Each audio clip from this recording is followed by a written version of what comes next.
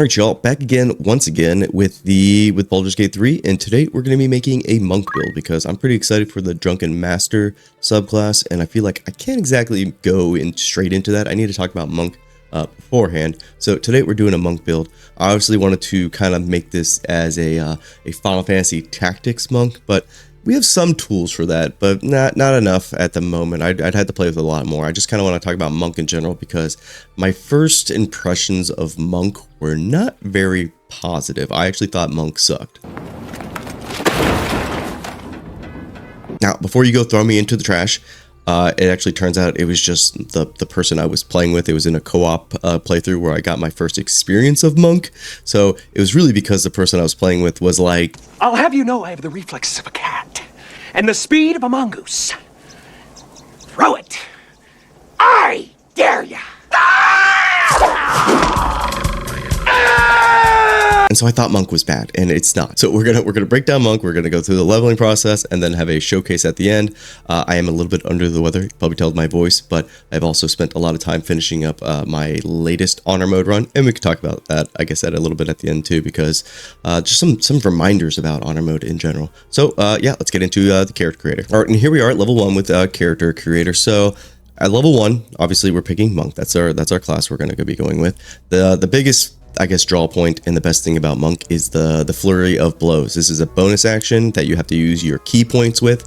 Key points are essentially like your resource spender, kind of like I would say battle master superiority die. How do you have to spend those? They're kind of similar to that. You get a lot more of them though. Anyways, ability points. This is how I would spread out your monk. We're gonna want a good amount of wisdom for a certain piece of equipment, and then strength wise, make sure that's 17. We can fix our dexterity with items or feet as well, and then having constitution at 14, just kind of a good thing to have in general. I'm not going to be talking too much about gear, but I will be linking all the equipment that I would almost like recommend as like a baseline in the description below, because there is actually a lot of, I would say, monk gear in this game specifically, so it's kind of like hard to ignore. And I guess before we get too much into the leveling, yeah, my wife got me the little mage from Final Fantasy, and then this for Christmas and my birthday. So that was very nice of her. So it's a little bit of a different angle today. I just want to kind of show off some of the things we got. I don't know how the layout is going to be in the future, but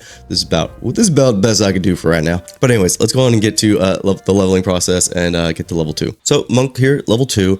We get our key point, but also we get some nice mobility options when we do spend our key points. But monk is going to be very straightforward. There's actually not a lot of choice, I would say, actually in the class. It's more so how you level it and then how you want to multi-class with it. But we can move on to level 3 here, and level 3 is where we pick up our subclass. I'm picking Lazelle, so obviously we have some race-specific things that we're going to get because she's a Githyanki, but subclass-wise, we're going to go with Way of the Open Hand. Now, Way of the 4 Elements, this was the one that I was kind of playing around with, and I'll make a build on this one eventually. The biggest part about this one is the fact that they have this ability right here, Fist of the Unbroken Air. This is kind of like Wave Fist or Aura Blast from Final Fantasy Tactics, and it's a really good ability. It's just, man, Open Hand is just, it's pretty nutty how much damage they can deal out and how good they are.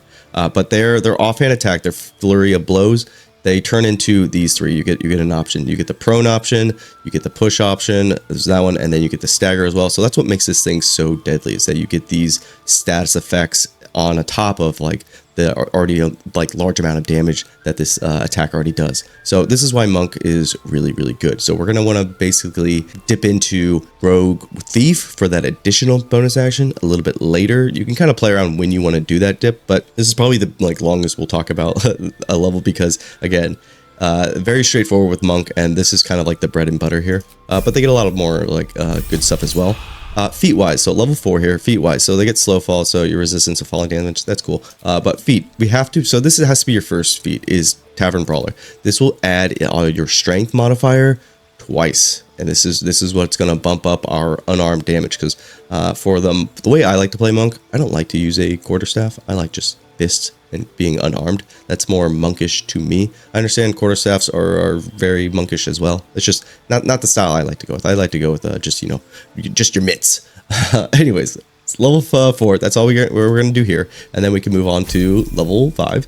And then at level 5, we obviously get our extra attack, which is crucial for every martial character.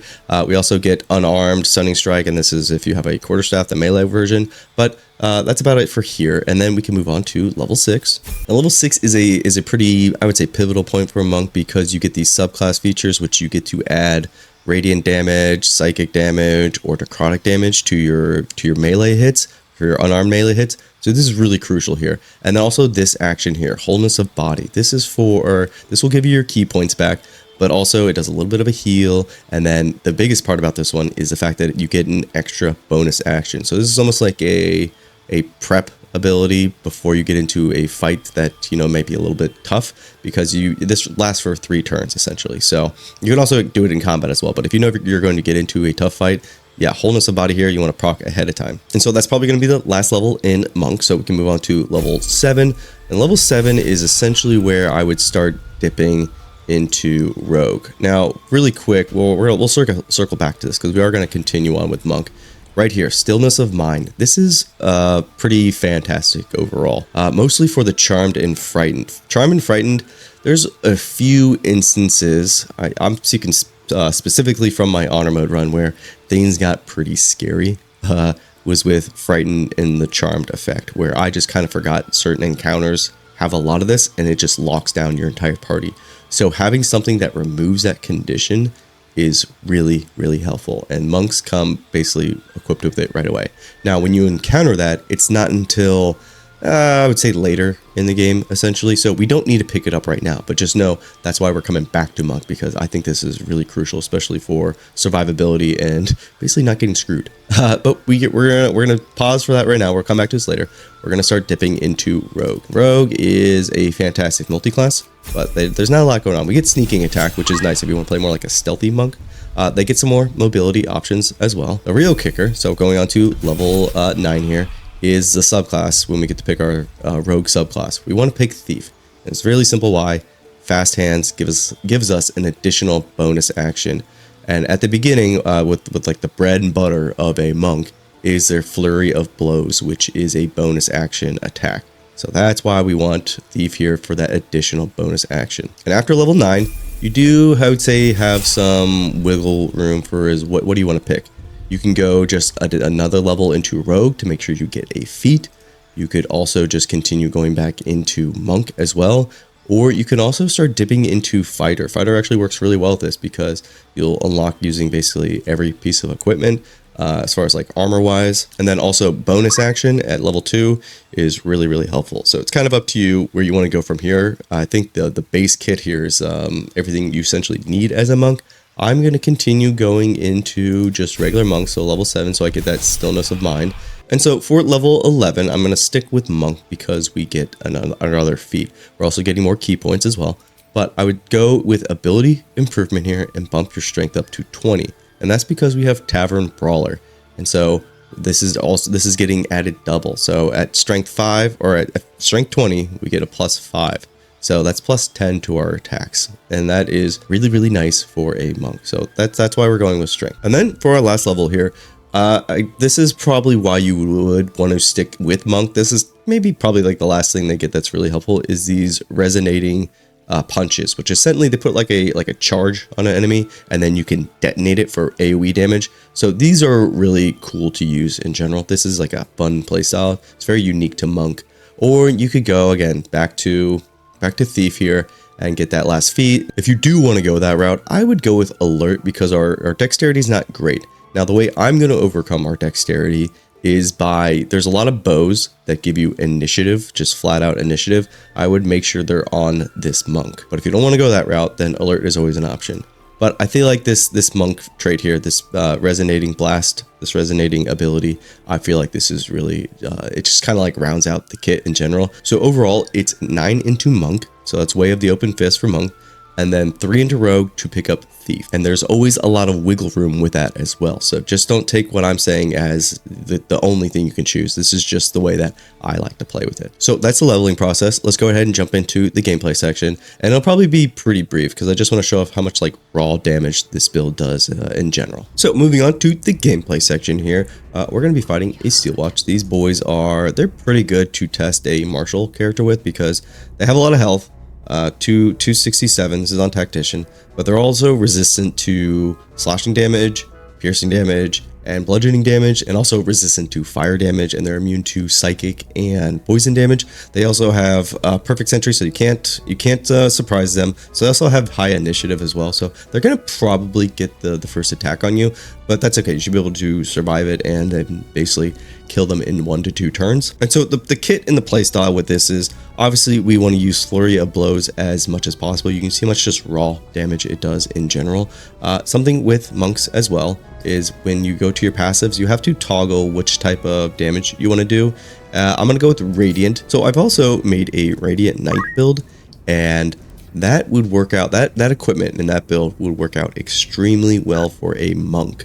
I'm not going to show it off this time, but I might make a Radiant Fist build or something like that to show off how all those, but you'll just basically be doing all the same things as in my Radiant Knight build, but it'll be from a monk perspective with your fist. But you're going to be creating so many like radiant orbs and then chaining that reverberation loop, and then the people will be going prone. It'll just be an absolute clown fiesta for the enemies. But that's not this build. But going over equipment, Helm of the Grit here. This is when you have 50% of your HP points or less, you get an additional bonus action. Again, we want a lot of bonus action because Flurry of Blows, this is our main damage dealer. So I think that pairs really well with this.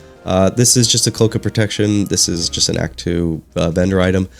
Garb of the Land and Sky. This just synergizes really well with our Step of the Wind and then our Patient Defense. And then gloves wise, there's a lot of gloves in BG3 where they have that additional 1d4, and it's usually a damage type. I'm picking these ones because of that strength saving throw, but also the possibility of inflicting bleed. But there's a lot of other gloves like this one here where it does just a 1d4 cold damage, but then you get also Ice Knife. So something about all these damage types are obviously cold there. If you hit a wet target, that cold damage is going to be doubled. Now that's only 8, but it is something to consider. And then the boots here, this adds our wisdom modifier to our unarmed attack. That's really good overall in general. And the callus ring here, as long as the target is eliminated, you're going to be doing an extra 2 damage. So that's good to have. Risky ring, this is going to give us advantage. Again, really good for martial characters in general. Amulet of Misty Steps, I don't really need this one at all. It just gives us another Misty Step. Lae'zel already comes with her own Misty Step. And then the Bow of Awareness here for our range slot here. I'm just using this as for the stats, and the one I'm looking at here is the initiative, +1 to our initiative rolls. It's not going to matter too much in this fight because their initiative rolls the Steel Watch initiative rolls are pretty juiced. But yeah, that's the equipment there, and so we can just get straight into the fight. I'm going to try to get up close to him and then make sure that I get the jump on him, so we can just go right off the bat. Passive wise, yeah, so you got to make sure that you have your damage procced here. So I have my Radiant procced, and then yeah, we can just get into the fight. We actually want to use Wholeness of Body first because I would consider this probably a little bit of a tougher fight in general. But this is a prep skill that you want to use, or it's kind of like your own little short rest for a monk. But I'm going to use it here because we're going to get that additional bonus action, and then we have 3 turns to essentially use that bonus action. So we're going to go ahead and prep that, and then we're going to sneak on up to him. We could just use Misty Step. Somehow he sees us. Interesting, Mr. Steel Watch. That's okay. We're just going to get straight into the fight. See, yeah, 10 initiative, 5 initiative. Yeah, we never stood a chance. So he got the attack on us. Something that's annoying about Steel Watches here is the fact that they always, when they maim you, you're immobile. So that kind of sucks. And being a fist user, yeah, the range on your melee, that is something to consider. But that's okay. We have a lot of Misty Step. That's why it's good to have Misty Step on, I would say Monk in particular, because again, if you get stuck in a spot, yeah, your range is not very good. But we can go ahead and start opening up. I would actually want to start off with a resonating punch, so we can put a resonating charge on them, and then we can detonate that at the end. So just gonna hit them once with that, So he's got the charge on him. He's immune to bleeding. We already knew that. So you can see on the status bar there, he's got the resonating key right there. And he's got 10 turns of that. Now you can't stack that. You can't double stack that. So if you want to hit him again, no, you can only have one of these at a time. And so it's just going to be better just to do a regular punch here. And then at the end of his turn, maybe we'll set that blast off because it'll be hitting the creature and anyone within 5 meters of him. So again, it's a nice little AoE. But now we can kind of get into the bread and butter, which is all the damage, which is the flurry of blows here.